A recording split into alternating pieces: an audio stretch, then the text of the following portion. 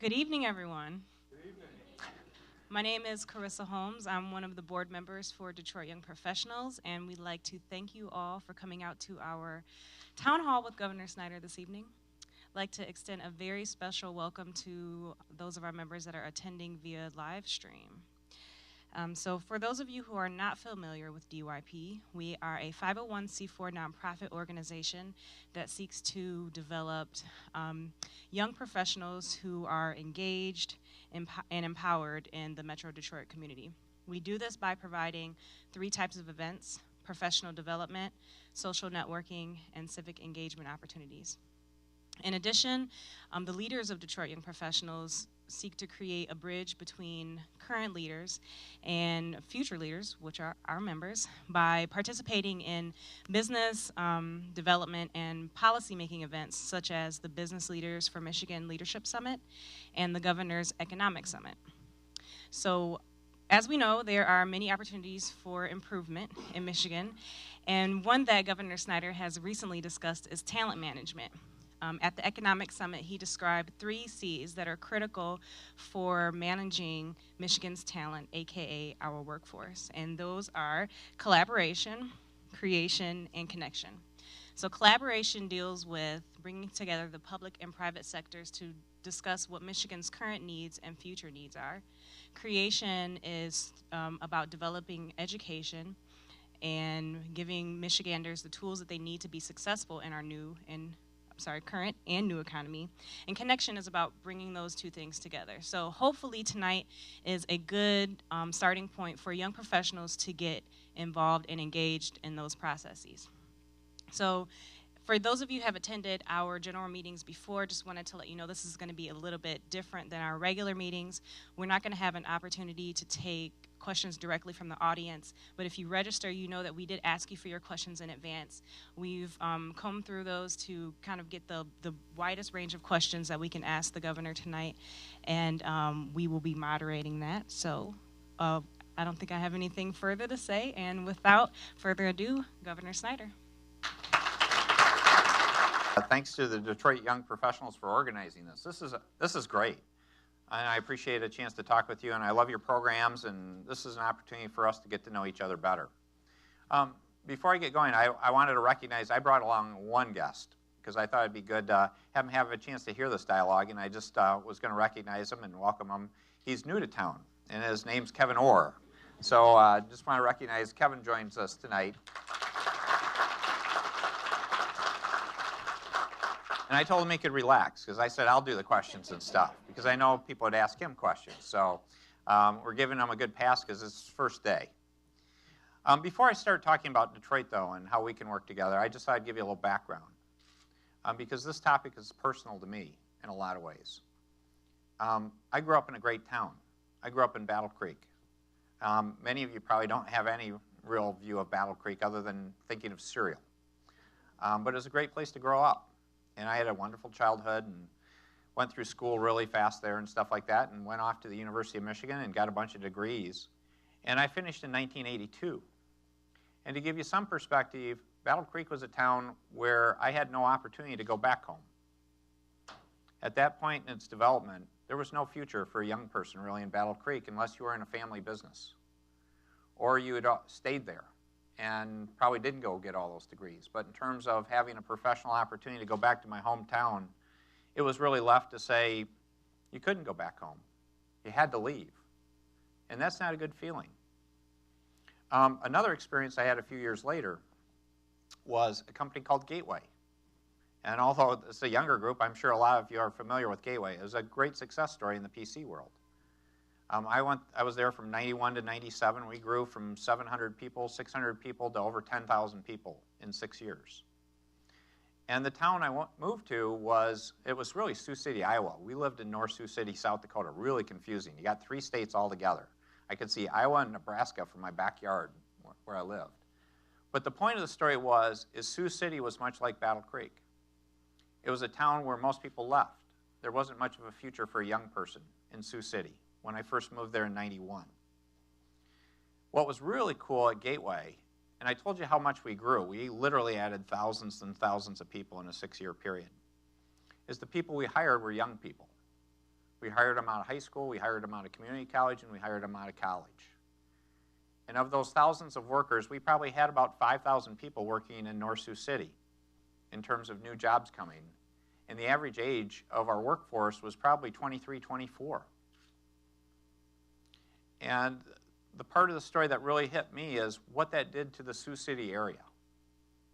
For a community that was much like Battle Creek back when I remember when I got out of school in '82, the fact that we're keeping thousands of young people in that community actually made it a really exciting, vibrant place.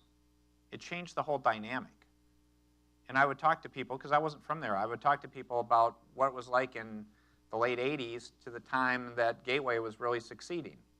And the places that were opening, the excitement, the placemaking going on, just the whole atmosphere was fundamentally different.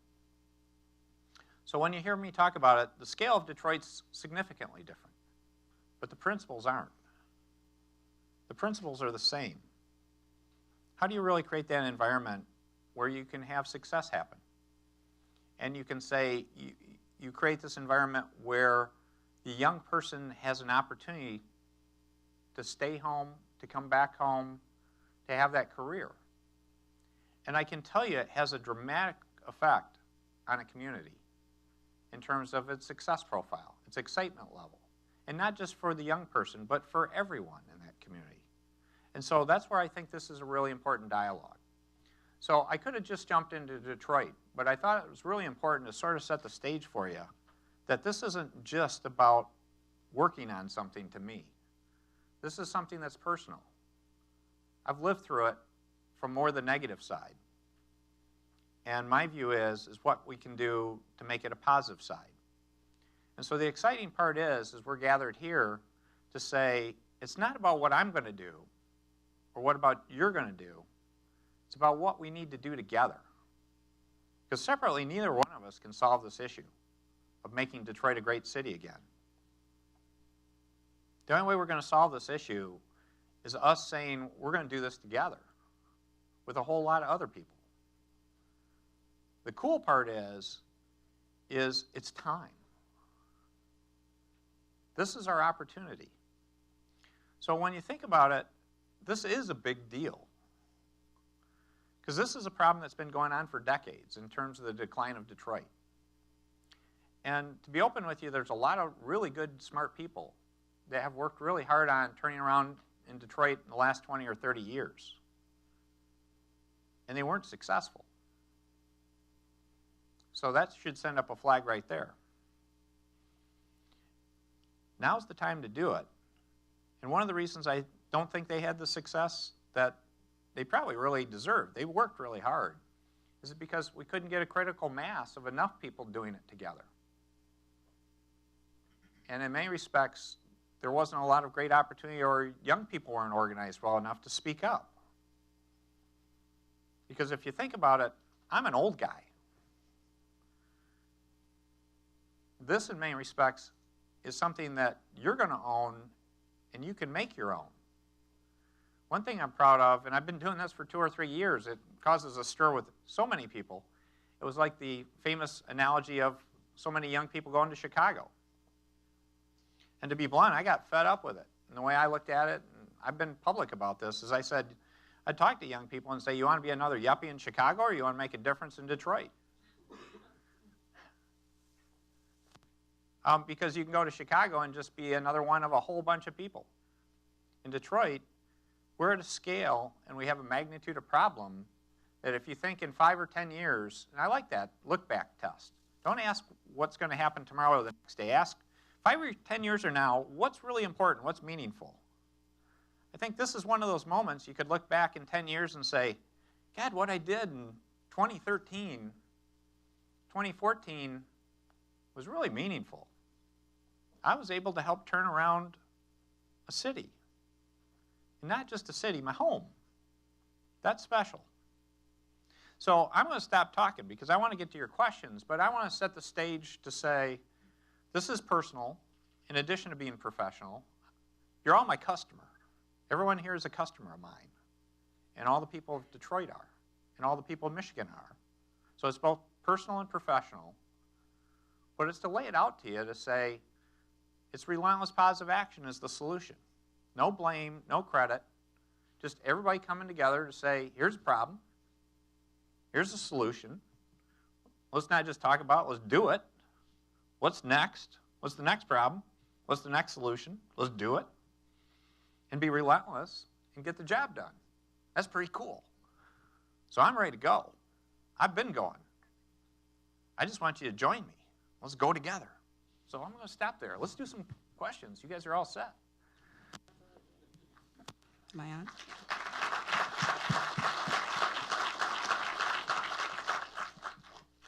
Hello, my name is Tiara Filio, and I'll be the moderator for this evening. I want to thank the governor again for coming to speak with us. So we actually pre-selected questions from our young professionals, and our first question is from Larry from Brownstown Township. I currently live outside the city, however, have an interest in moving back. What is the state doing to assist suburbanites with relocating to the city? Well, to put it in perspective, I don't mean to be flip, but we're not in the moving business. So actually it's helped create an environment here, though, that makes it attractive. And the role of the city in many respects, and again, it's not just the state, it's the city government, is the fundamentals that have been missing in many respects. It's better services to the citizens. And it really starts with the fundamentals: public safety, police, fire, EMS, transportation, mass transit opportunities to be able to get around, schools, all those fundamentals. And what I can tell you at the state level, we want to be a supportive partner in doing that. Because it's not leaving the city on its own. It's how do we help support that, but how do you help support that? And then from a state perspective, it's really how do we create this entrepreneurial environment across the state?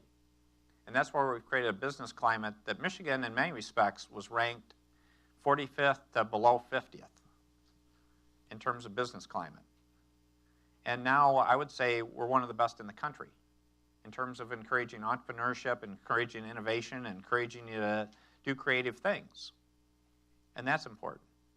The last thing I will say is that we need to help do, and we need to work on this together. The hardest part of my job is not changing a law or regulation. It's help bringing our culture to one that's forward-looking instead of looking in the rearview mirror to say, hey, we want to go back to the good old days. Well, the good old days were the good old days, but we've had a lot of rough years in between. Let's look to that bright future ahead of us. Our best days are ahead of us. So the state has a role with that. The city has a role. The large part is our role is really, again, giving you great customer service and creating that environment for success and then getting out of your way and letting you move where you want to move and having exciting places. But this is an exciting place. Absolutely. Our next question is from a team from Detroit.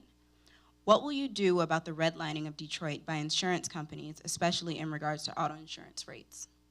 Well, auto insurance is a real issue. Detroit's the highest in the country. And it's a terrible situation. Michigan's one of the worst in the country as a state. And I did that in the State of the State address. I actually asked the insurance commissioner to look at a broad set of issues to say, what can we do to reform insurance, auto insurance in particular in the state of Michigan, to make it more affordable? So there's a number of things they're looking at. One of it is no-fault reform in terms of our medical cost structures. Our catastrophic claims fund is unsustainable. It's on a path, and that's one of the reasons your premiums are so high. Another one is insurance fraud in terms of issues within the city limits. We need to do something better there. I think there are some other really innovative ideas that we're working on because we have too many uninsured people currently in Detroit to say, can we create some lower cost options that would allow more people to say, well, now I can afford something I can buy. One thing I tried to do already that many of you may not have noticed is we got rid of a lot of really what I thought were dumb and unfair driver responsibility fees. That was something that was an unfair burden on a lot of citizens in our state that we eliminated, not all of them. If you look at the serious penalties, they're still there, but a lot of the ones that I thought were just revenue generators for the state, we eliminated those. So there is a focused effort this year on insurance. So as you have ideas and thoughts, please monitor and help speak up to your legislators because I'm going to need legislative support for a number of the initiatives that we're doing. And I tell you, sometimes it's challenging to get the legislators to come around with some of the ideas I work on. So if you can help speak up there. Absolutely.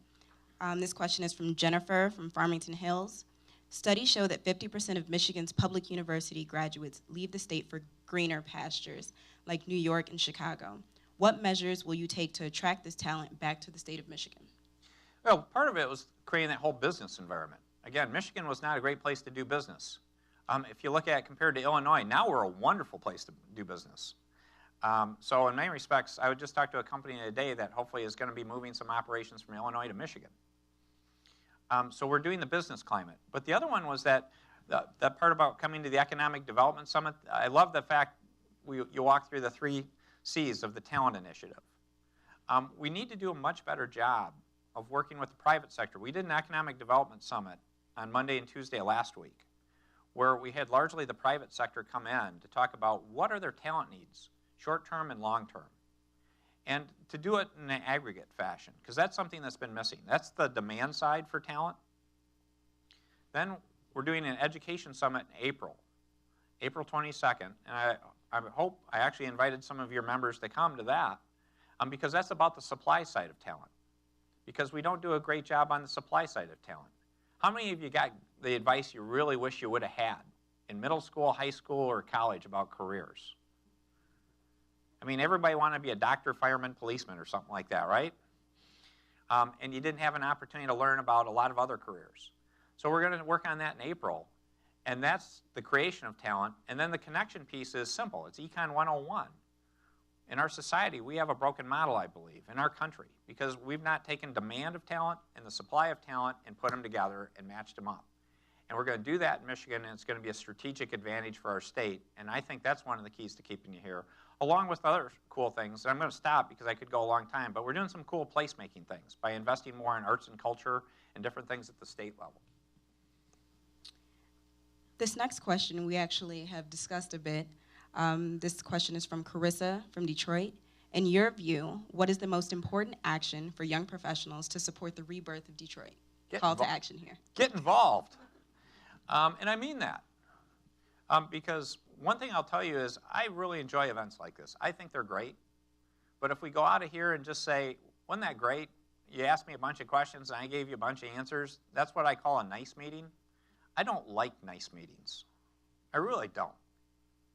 I like things where action comes out of it. And so the real issue here is you're the future. I need you to speak up more. I need you to get more involved. I need you to say, as we go through these issues about the future of the city, how you feel about it, and show up at meetings and participate and talk and come as a group and get your friends to come. We need people bringing solutions to the table. If you think about the history of Detroit that you've seen most of your lives, what's the normal dialogue you've seen too often? People talking about problems, right? How many times have you seen meetings where the main focus is talking about the solution? Anybody here remember a meeting where the main focus is on solutions? That's what I need. Oh, good, we got somebody. Okay, that's what I like. No, I appreciate that, because that's the point now. And it's not going to be real easy, because at some of these meetings, you may go and people may want to keep doing it the old way. And we got to respect that. But we need you at the table speaking up with solutions. That's the big thing. So that's my ask of you. So let's not make this a nice meeting tonight, okay? All right, Justin from Detroit wants to know, what is the future of Belle Isle? Belle Isle is hopefully largely up to Detroiters to decide. Again, the options were pretty clear. Belle Isle is potentially a real jewel. And it's something that belongs to the city of Detroit, and you should be proud of that. But I still think there's a great opportunity to make it a state park, because it was a way to say it's still owned by the city. It could be a state park. We could improve it in many ways, in terms of facilities, in terms of public safety, in terms of programming, and it would still be there. You know, it'd free up a bunch of resources that the city could use other places in the neighborhoods, for public safety, other parks and recreation opportunities in the city.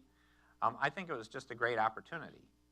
I view it could be difficult to do for this year. I hope it still could come back for next year or some other hybrid. I'm open, but I really need people in the city to speak up what you'd really like to see happen. Because again, it's really a city asset.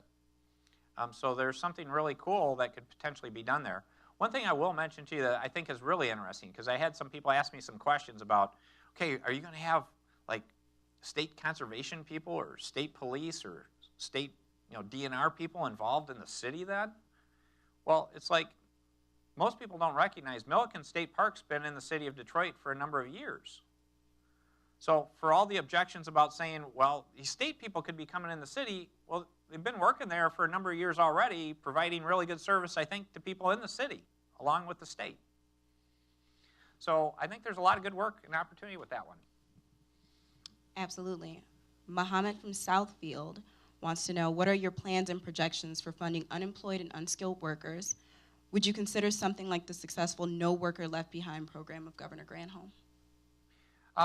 Well, again, I won't go into all the issues with that program, but we have a program that's actually off to a good start in terms of community ventures. We started a program for the structurally unemployed because I care about that. That's something we do need to address. We can't leave people behind. So the target is how do we find people that literally are structurally unemployed? They may not have ever had a job or been a long time since they've had a job. And how do we deal with that? And so we put money in this last year's budget to do it. The MEDC is running it, the Michigan Economic Development Corporation. It's targeted at hiring 1,000 people, getting 1,000 people hired into jobs. And what I'll tell you is, when I say hired into jobs, the only rule I really gave them is I said it cannot be a make-work job. It can't be a government creation that simply says, here's funding for a year and then your job goes away. It has to be involved in some entity that makes at least $1 a year. And why do I say that? It doesn't have to be a for-profit. It could be a nonprofit. It could be anything. But if it makes $1 a year, it's sustainable. And so we've launched that. And we've got a lot of companies that have signed up. And I think we have over 200 people already working in the program. It's interesting, though. We're really learning a lot from this. And we're actually having some difficulty finding qualified candidates to come into the program. And the issue isn't the candidates themselves. The number one barrier that I've learned that now we're working, this is that thing where you learn about the next issue you need to fix, is the biggest barrier we're finding is transportation. Is we find people interested that they're qualified to be in the program, but they can't get to the job. And so that's where I get excited now to say, okay, now we put this in place, now we're learning what's the next problem. And as we solve that, what's the next problem after that? But then you get this person in that position where they might have an opportunity. And the way I view it is, don't stop there. How do we then work with Michigan Works and job training programs to lay on top of people that are now in that first job so we can enhance their skills so they have an upward mobility path?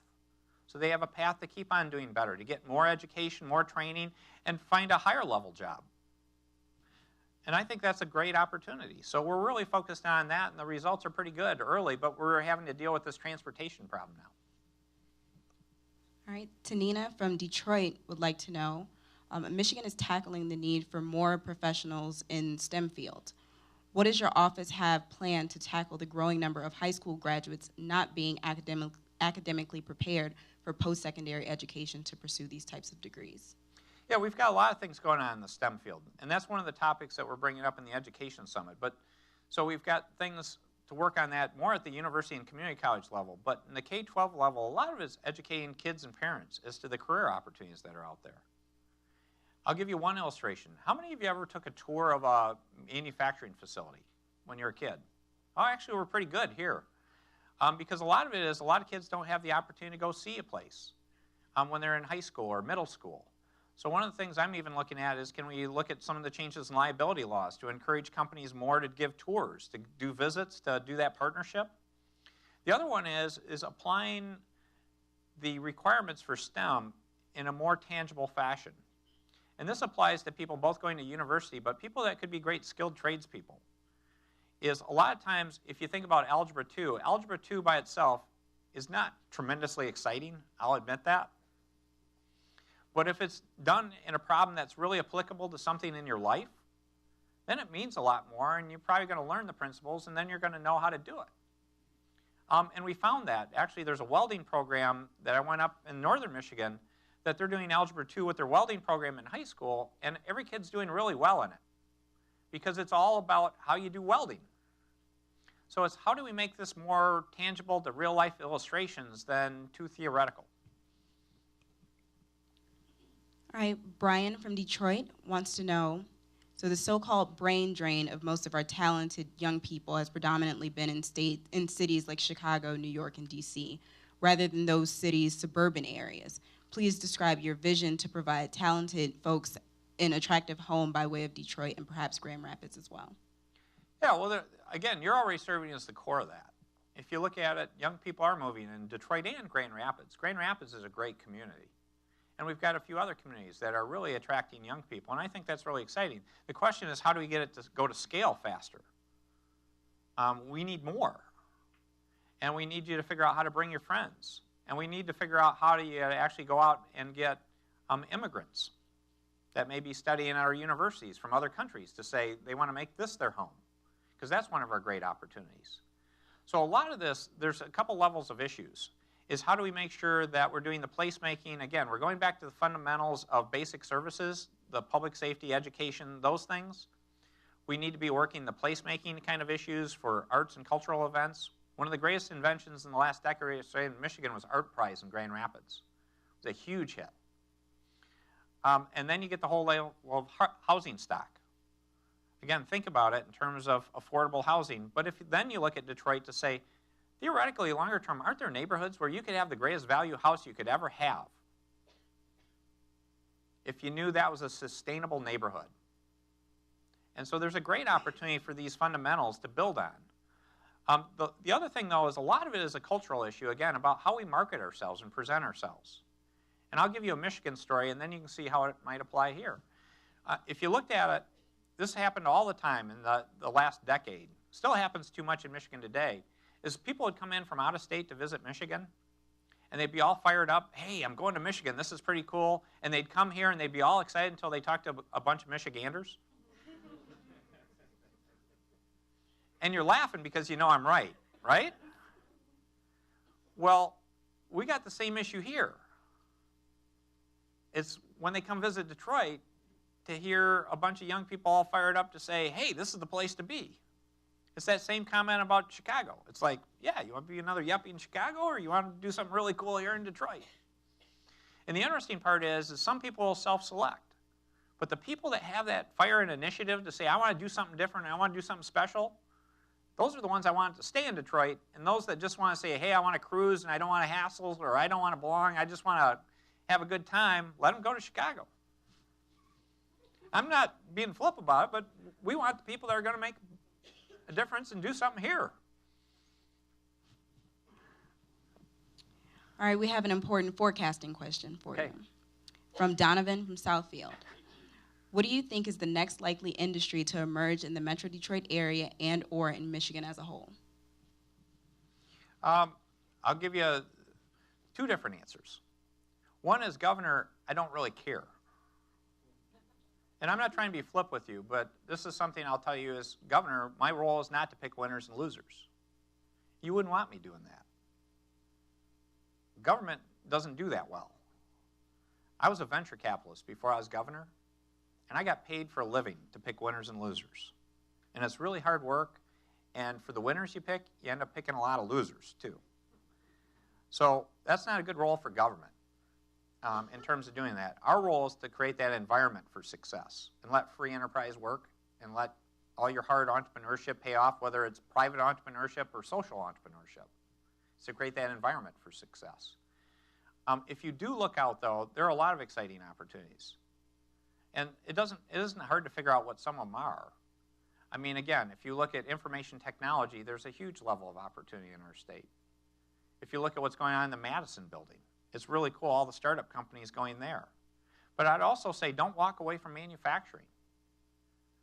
Michigan is likely to be the center of manufacturing for the Americas. And that's a great opportunity that we shouldn't walk away from. I'll give you one illustration that is totally out of box. That's not a Detroit issue. It is to some degree, but it's a Michigan thing. It's agriculture. If you can't do well in agriculture in the next couple decades, you're in serious trouble, because there's export opportunities. Whatever you grow, you can sell around the world. So some of these are pretty straightforward to figure out. The good part is Michigan's well positioned to do it all. It's us just deciding we're going to work together to do it. All right, our last question is from Chris from Detroit, and this will definitely assist in our last call to action. In your view, how can each of us here today help our state? And for those of us from Detroit, our city, to reach its potential? What can we do to help the the state and the city of Detroit proactively engage with each other to establish shared goals and succeed in achieving these goals? Yeah, it's that get involved thing. And I had an opportunity to talk to some of your group beforehand, and that was the same discussion in many respects. The question came, or the statement was made, we would like to see it at the table. And to me, that's an obvious thing. You shouldn't have to ask. You're the future. So you should be at the table. The question is if you're at the table, you need to be one of the leaders at the table. And that's to speak up and to be involved and be active. Because you bring a different perspective. And so the help I need is to say, are you willing to do that? Because think about it when you look at a lot of the issues you hear about in Detroit. And I'll use Detroit as an illustration. How many of it, in many respects, are people fighting about something that goes back 30 or 40 years, before many of you were even born? How many of you have seen that, where a lot of the discussion you see in the public is all about what happened a long time ago? And it's always important to respect history. I'm a nerd, so I do enjoy history. But at the same time, you don't have all that baggage to carry around, both positive and negative. You're just looking at how do you get it done, and how do you make it better? And so that's where we need you to speak up. And the other one is the innovative part, is you can look at things in a new, novel way and say, why don't we just try this? I recommended a planning model. I have a different planning model than most people. I call it vision, engage, adjust, attack. It's how I plan things. Instead of spending 2 years doing reports and plans that gather dust because they're out of date when they're done, in today's world, the right way to do things is you come up with a vision and you go. You engage. You go for a while and figure out, okay, now I'm going to stop and figure out what's really going on, because I know that now because I've been really out doing stuff. And then you really go after and attack the problem and solve the problem. So this is where we need your energy and your fire and passion in a positive way to bring solutions. So if there's one group I could look at, are the young people of Detroit, to say, you're not here to bring problems, you're here to bring solutions. So that's where we need your help. And to the degree you want to do that, you're welcome. I'll be holding the door for you. So that's where I really appreciate the opportunity to have a session like this, to talk. Because what I'd ask is for you to talk among yourselves, to say, how are you going to make this a real thing now? Because I've already invited you to the Education Summit. I'll come up with other stuff to put you to work. But it's great work. I mean, that's why I enjoy being governor. I'll just sort of close with you. That's why I'm proud and excited to be your governor. It's just a chance to help people. I had a pretty nice life. Doing venture capital, building companies, I had a lot of fun. Did pretty well at it. But at some point in life, you stop and say, isn't there a way to help a whole lot more people and make a difference in their lives? And so I got my family on board. My wife brought up the idea. She'd never thought I'd take her up on it, about running for governor. And it's a chance to help 10 million people as customers. And in this case, help 700,000 people in the city. So let's just do this in terms of turning around the city. So I appreciate your time, your effort, but I don't think of this as a nice meeting. Let's talk, but then let's put some action items on the table and let's go get them done. But I really appreciate your team, the leadership team that pulled this together. This is fabulous. So this is what it's all about. Let's go. Thank you.